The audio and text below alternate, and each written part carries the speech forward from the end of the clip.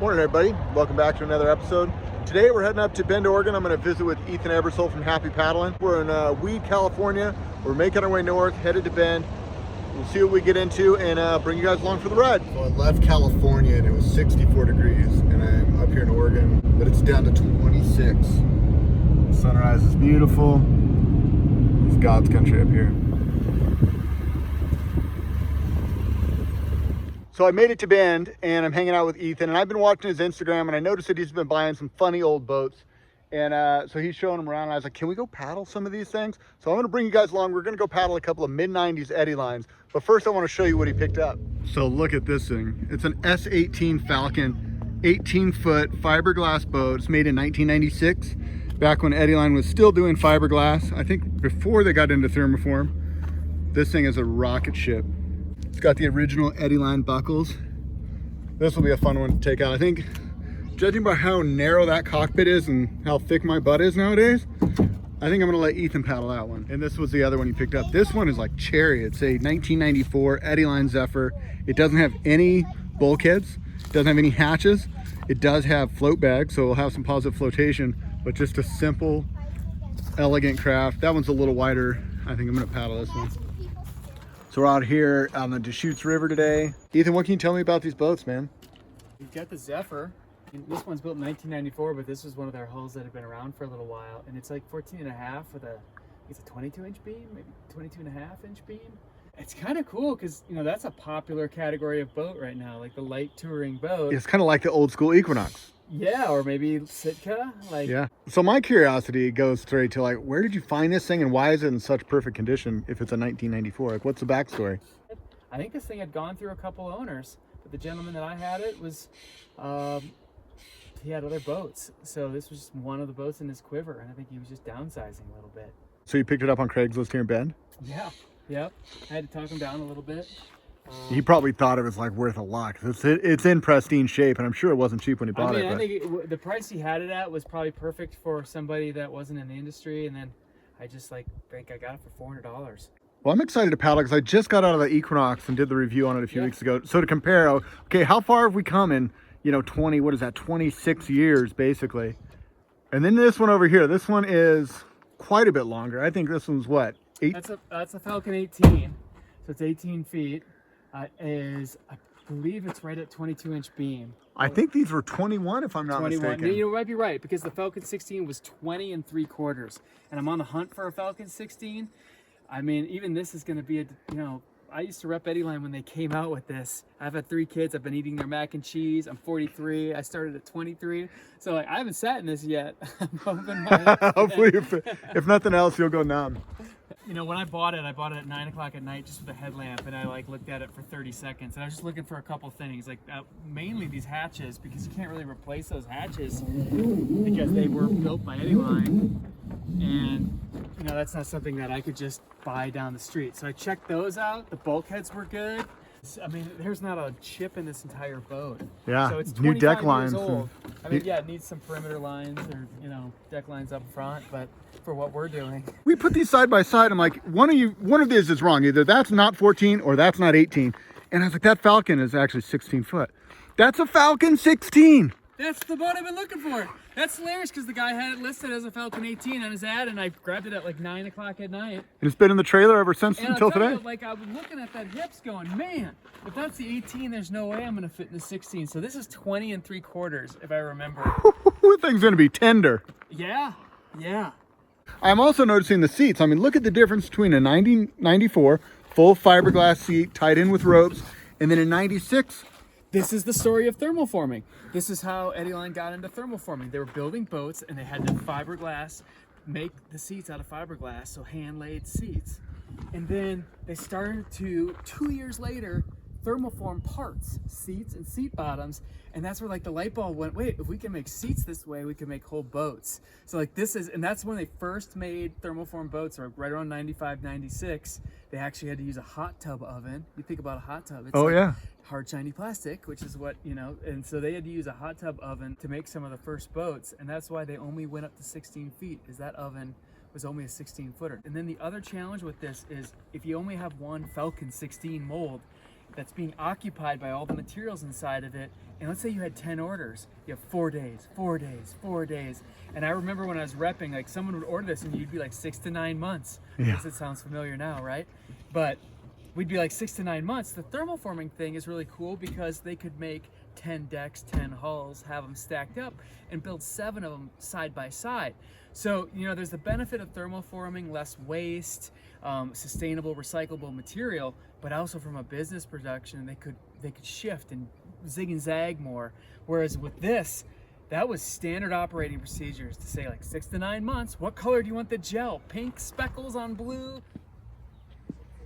And you were a part of that transition, right? I mean, you Yeah. started in 2000, so they still had fiberglass. Yeah, we had fiberglass and Kevlar, and then we started having thermoform boats.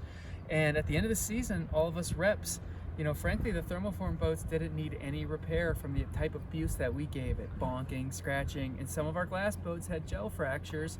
And a lot of the reps were like, let's just do all thermo, just because it kind of hit the note of the times, right? It was lightweight too. Mm-hmm.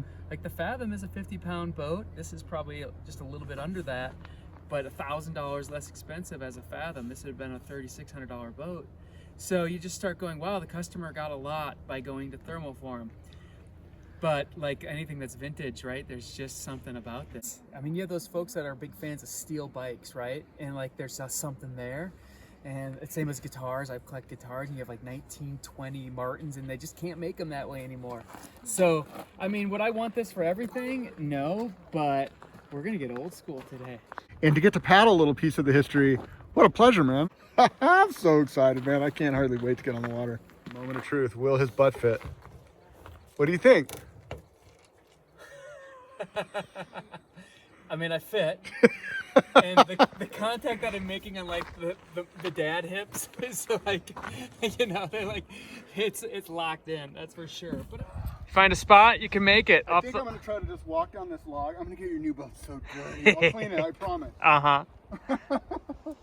Oh man, look at that slop.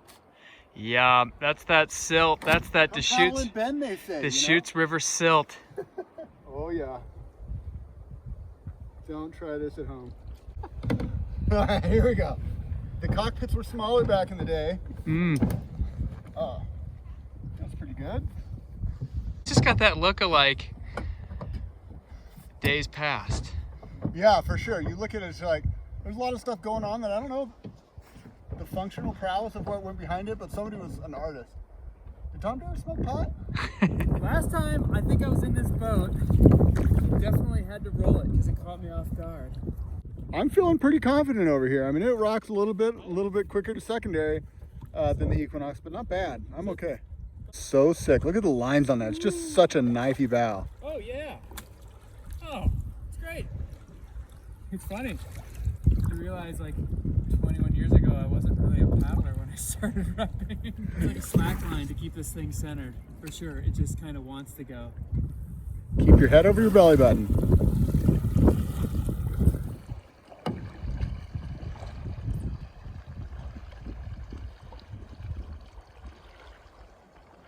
Nice little boat.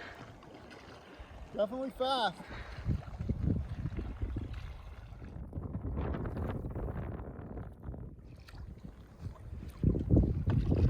Very cool old boat, you know, it's a lot like the Equinox in a lot of ways, but back in the day they had that peak deck, lower deck, so you're just really engaged to the boat. A little bit smaller cockpit too. So maybe not as forgiving, maybe not as many people would love it, but it just has a classic feel. Super crisp on the water, very easy to maneuver. A little quicker to the secondaries than maybe the Equinox was, but it still firms up really well. Definitely a neat boat.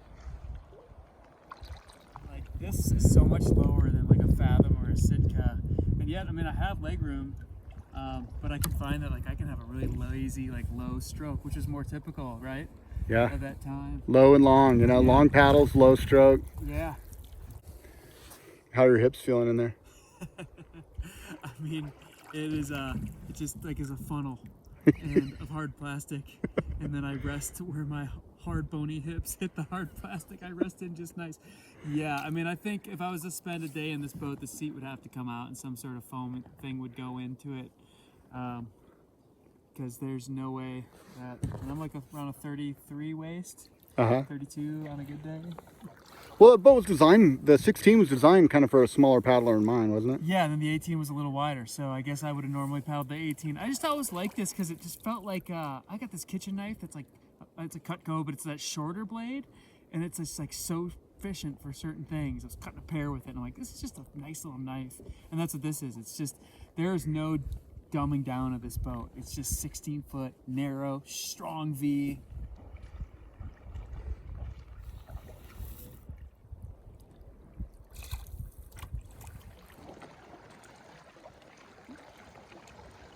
I wore the wrong shoes for today.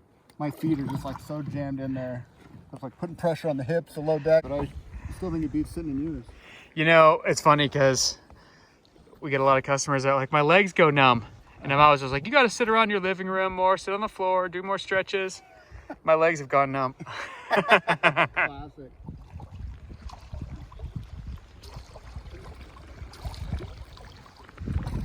I paid for that what you'd find at like maybe a Dick's Sporting Goods, huh? Yeah, that part's insane. Like, how much better is a kayak like this? How much better would it serve somebody than like a plastic, 10-foot Equinox from Costco? You know, I did that video a while back talking about what was the best thing I could get for under $1,000, and I found that Dagger Sitka. And since then, I've kind of been on a mission, just finding and buying old oddball stuff. And I tell you, I've been having so much fun in these old kayaks, and it's just such a reminder. You can get so much more from your money if you look on Craigslist or you find a good used deal. It's hard to know what to find, but hopefully these videos give you guys a little bit of idea of what was cool back in the day, what was fun back in the day, and maybe some things you can do to sort of modernize your Craigslist find. So I think we're going to get back to paddle. I think that's a good place to end it. Thank you guys so much for hanging out with Ethan and I and going for a paddle.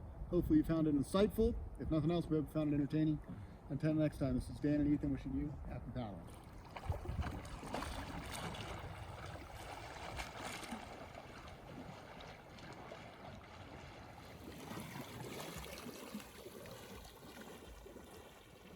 About this part. We got to bring a little like bridge next time. Yeah, a little piece of plywood we throw down over the mud. That is a good looking boat, man. I love the lines. Nice Craigslist scores. Yeah. That's awesome.